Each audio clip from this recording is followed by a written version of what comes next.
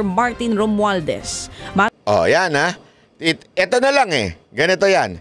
Alam mo, meron niya isang political analyst eh. Ha? Although ibang kulay. Sabi niya, actually medyo sobrang mabagal daw talaga tong impeachment na nangyari. Yung simula, ang bilis. Yung simula, yung arangkada, ika nga. Bakit? Yung panggigipit, yung mga hearing, ang bilis ng takbuhan. Mantakin mo, ang aragin nila, hindi sila umuwi. Hindi, di ba gumawa sila ng hearing, hindi nag-uwian yung mga congressman. Although, sabi nga ni Pulong, bawat attend yan, may milyong na natatanggap yan. Kaya talagang a-attend dyan. Abay, ikaw ba naman? Ito, tanong ko sa inyo mga kababayan, ha? Kunwari, ikaw meron kang school, ha? May schooling ka. Meron kang college ka, kunwari. Bibigyan ka ng 1 milyon, umattend ka lang ng klase.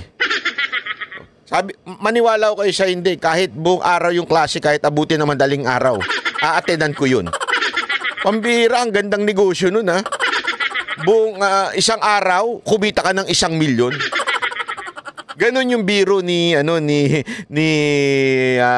Pulong Duterte. Pero parang ganon talaga ang dating. Alam mo kung bakit? Hindi ko sinasabi, wala akong alam na facts tungkol dito, pero yun yung parang biro niya. Kasi nga po, mantakin mo, ang sipag nila, ginarag nila, as in nirush nila yung impeachment. Bakit impeachment tawag ko? Yun naman talaga ang purpose ng Quadcom na yun. Makakuha ng ebidensya para ma-impeach si VP Sara Duterte. That's the very core of that hearing sa Kamara. Ngayon, eto. Sa kabila ng masyadong pinaspas yung hearing, yung impeachment complaint, bakit bigla nag-post? Yun yung tanong ng ibang mga political analyst na napapanood ko eh. Kahit nga po si Karen Davila nung may tinanong siya, inalimbawa niya yung kay Erap. Ang bilis nun, di ba? Tapos yung kay Corona, sobrang bibilis ng takbo ng impeachment nun. Eto, bakit tila grabe sobrang bagal daw? Biglang bumagal. Eto nga, nagkaroon na ng privilege speech si Romualdez. Aba, hindi niya nabanggit. Di ba? Kaya sa tingin ko, mga kababayan, umatras siya dito. Sobrang natakot siya sa Iglesia ni Cristo. Natakot siya sa rallying na ganap na inorganisa ng INC. Siguro, sabi niya, wala ano lang yan. Ilan lang siguro yan. Nagulat sila sa sobrang dami. Hindi lang sa sobrang dami. Mismong mga talumpati ay talagang nakadirekta sa Kamara na kanyang pinamumunuan. Alam niyo mga kababayan, whether you like it or not, malaki pa rin ang impact ng Iglesia ni Cristo black voting sa mga congressman. Kaya nga ho sila parang biglang, sandali, atras itlog ang mga animal. Yung una, ang tatapang eh. Ngayon, wala. Umatras ang mga itlog nila. Mantakin mo, nagkaroon sila ng unang pagbalik. Ine-expect na, alam mo yun, meron nang gagawin sa impeachment. 3 yan eh. Pero wala, mga kababayan. Pati sa speech, hindi man lang napahagingan. Hindi man lang nasabing atin pong pag-aaralan, ating i-check, atin pong titignan at ang boses ng, alam mo yung mga ganong pautot ng mga politiko. Hindi man lang sinabi yun. Talagang, sa madaling salita, inignore. Ibig sabihin, abay, talagang natakot ho ito. Kaya nga, meron ako nabasa sabi. Sa sobrang takot niya, at baka hindi pa siya maging speaker, at baka hindi pa siya manalo, pinadisqualify yung kalaban. Gago! Pambihira. Ganun kalupit daw yung takot, pinadisqualify yung kalaban. Gago! Nabasa ko lang naman po yan sa ilang komento. Kayo, ano sa tingin ninyo? Ha? Kasi balita ko, ang lakas daw nung kalaban niya. Lalo na inendorso ni VP Sara Duterte, inendorso ni Pangulong Duterte. Ang lakas daw. Although may bali-balita ngayon, kasi nire-research ko ho, doon sa Supreme Court decision na ibalik yung mga dinisqualify, sinusubukan kong tingnan sa mga ilang pahayagan na hindi ko makita, hindi ko alam kung sinasadya po ba nilang magkaroon ng news blackout. Although meron ako nakitang isang komento na kasama doon sa pinababalik ng Supreme Court yung kalaban ni Romualdez. Sabi ng isang komento ng isang batikang political analyst din. Ngayon, pag tinitingnan ko naman sa mga news ng media, wala po. Hindi ho nababanggit. Kaya nga matindi ho sabi ko, ano kaya ito? Ito kaya ay news blackout ng media para hindi mapahiya yung kanilang nagpapamerienda, yung kanilang Panginoon. Hindi ko alam. Pero gayunpaman, halatang halata na takot po etong si Romualdez dahil hindi man lang niya nabanggit yung tungkol sa impeachment. Matatanda ang una ng sinabi ni House Secretary General Reginald Velasco na posibleng talakayin na ng Kamara ang impeachment ng Vice-Presidente. O, kita mo, kahit mismo yung si Secretary General, sabi niya, yung mabagal magsalita. Uy, wala namang masama doon. Tsaka siya lang po ay tauhan. Huwag naman niyo pong inaaway siya.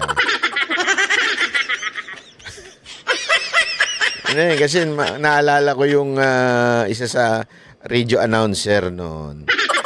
Kaya lang ang pinag-uusapan ay ang mga pag-ibig. Ito po, politika. Huwag niyong inaaway yung kasi hindi naman po kasali sa ano yun. Siya lang po ay isang stop ika nga. Hindi naman po siya politiko, siya lang ay stop dyan. At sumusunod lamang naman po siya sa utos ng kanilang peking Panginoon na si Romualdez. Yeah?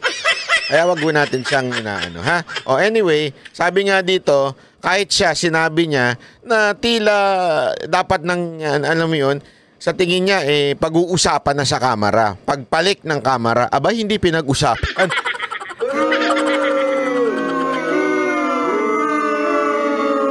Alam mo, kasi yung ako mismo parang ang naiisip ko, naiisip ko lang even if we don't like na ma-impeach si VP Sara Duterte, ako parang gusto kong tumuloy-tuloy yan eh. Bakit? Na makita nila talaga yung galit ng Pilipino sa kanila. Hindi kasi, alam mo, gagawin nilang palusot yan, paulit-ulit. Gusto ng taong bayan, according to the survey, gusto ng taong bayan na ma-impeach si VP Sara Duterte. Kaya paulit-ulit din na sinasabi yan eh. Gusto ng taong bayan, 40%. Sino kaya yung mga animal na 40% na yun? Diba? Feeling ko yung 40% na yung survey ba ginawa sa loob ng kamera? Aside from 1,000 lang yun. Kasi alam mo, hindi ba kinikwento nga natin yung talagang dayaan dyan sa survey. Hindi naman dinodoktor yan pag sinagot na eh. Hindi. Ang talagang tunay na dayaan dyan, lalo na sa mga survey ha, lalo na yung mga kandidato, ang ginagawa, may naglilik. Naglilik ng location kung saan magpapasurvey yung mga survey company. Hindi ho ang may problema dyan yung boss o may-ari ng survey company. Yung mga nasa baba, may naglilik daw ng location kung saan gagawin yung survey. Pag nalik na yung location doon sa nagpa-commission ng survey, di umano ay pupuntahan nila yung lugar, doon sila mamimigay, tapos nandun yung pangalan ng kanilang kandidato. So, tinatarget ika nga nila yung mga lugar na ise-survey. So, syempre, ikaw nakatanggap ka. Kasi ako, ang dami ko pang kaibigan, kakilala na hindi nila kilala kung sino mga tatakbong senador. Walang biro. Pag binabanggit ko nga si Pastor Kibuloy, hindi nila alam na tatakbong senador eh.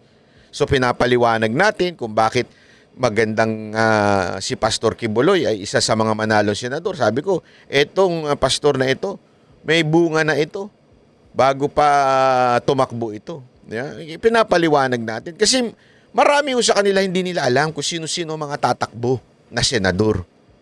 Ito matindi. Ang ginagawa ngayon ng ibang mga tarantadong mga politiko, pupuntahan yung lugar na yon. Yung nilik sa kanila, pupuntahan nila yon. Doon sila magpapakilala, doon sila mamimigay ng ayuda, doon sila magbibigay ng akap. Para pagdating sa survey, siyempre, sino maaalala? Yung nagbigay, yung recently lang. Kasi ang mga Pilipino, may ano yan eh, meron yung short time, iba pala yun. Sa motel pala yun. Short term. Short term memory. Kung ano yung talagang mga unang, alam mo yun, mga recent lang, yun lang ang kanilang maalala, ika nga. So, siyempre, ikaw, sasagot ka. Sino ba yung nagbigay sa akin. Di ba? Yun eh, ganun dinadaya. Ganyan din daw. As a matter of fact, pansinin ninyo ha, sa survey na sinasabing gusto nila ipa-impeach si BP Sara Duterte, tanongin ko kayo, meron po ba sa kanila o meron po ba kayong nakitang kung anong klaseng question yung tinanong? Kasi, tandaan ninyo, depende po yan sa question. Baka pwedeng ang itanong dyan sang-ayon ka ba na magkaroon ng due process para sa impeachment ni BP Sara Duterte? Paano kung ganyan ang tanong? Ikaw naman, wala kang kaalaman mo, tama yan. Dapat may due process para sa impeachment ni BP Sara Duterte. Okay. Toto gusto niya impeachment. Ganyan ang dayaan dyan mga kababayan. Ganyan nang hindi natin masasabi. Kaya nga, hindi basihan ang survey. Tama yung sinasabi ng mga kasama natin, mga banateros Di ba? Tama yung sinasabi nila dapat po pinagbabawal ang survey bago mag-eleksyon. Kasi mind conditioning ang survey. Etong ginawa, mind conditioning na kailangan ma-impeach si BP Sara Duterte. Ganun po ang ginawa dito, mga kababayan. Kaya, alam mo yun, pero kung titingnan mo, asan yung 40% na yun? Eto etong si Dilima, di ba kita natin, na nilalanglang lang niyan po yung ginawa ng INC. Di ba? Nilalang, parang sinasabi niya, hindi naman kay majority. Alam mo mga kababayan, yung nagpunta sa Luneta at nagsasabing ayaw nilang matanggal si BP Sara Duterte, mga kababayan, para sabihin ko lang sa inyo, hindi pa po lahat ng tao yun. Napakarami pa pong hindi pumunta doon. As a matter of fact, kahit nga po ako medyo alanganin akong pumunta. Sabi ko, ang tagal ko naglakad sa Japan. Sumakit ang tuhod ko. Paglalaka rin ako dito.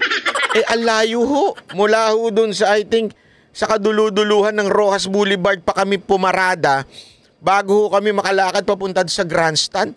Sabi ko, kaya palang maglakad ng tuhod ni Dada. Si Dada, pagdating doon sa sabi, lapit tayo doon sa grandstand, Ganon siya, di ba? Parang, ang laki-laki pa namang mama nun. Tapos sabi ng iba, si Banat ba, may kasamang bouncer.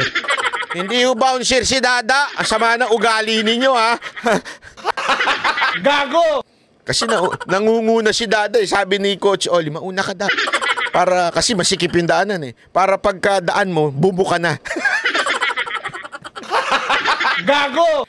Tapos si Dada, pagdating malapit na kami sa grandstand, biglang kumanan sa Manila Hotel, ang animal.